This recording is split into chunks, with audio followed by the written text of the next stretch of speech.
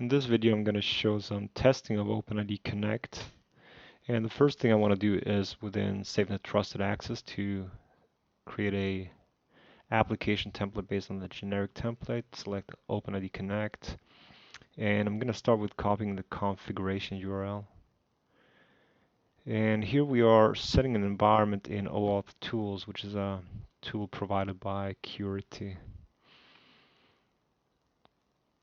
And using the configuration URL, we get pretty much everything we need. We do have to add the client ID as well as the client secret. So going back to SafeNet Trusted Access and then to the OAuth.tools site to input that, copying the secret, input secret, and some choice about the flows that we will test or the flows that are supported.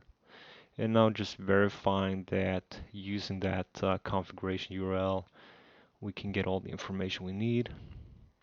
And I'm saving this to a specific environment called SafeNet Trusted Access, and this will allow me to select that environment or to switch between different environments. Start a new flow.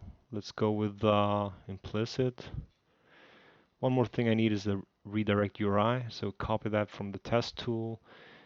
Go to the next step in the stock configuration. So you've got a URL there, and we save the configuration. Last but not least, we've got to assign the application to some or all users in my case. Back to OAuth.tools, and that's OAuth.tools. Select the environment, and now we have the client ID as a drop-down.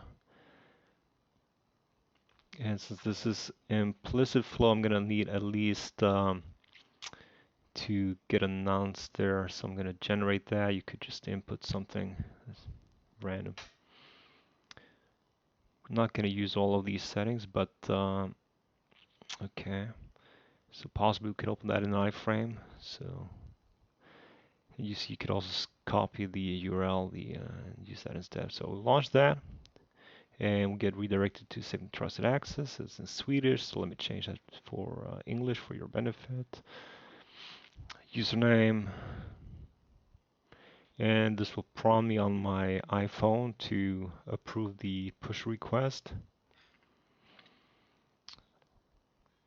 I'll do that, and this is then what we get back. If I scroll back, and on the right hand side we see the content of the access token. We see here that we have certain attributes or claims, and it comes back first name, last name, email, and some other amount of information.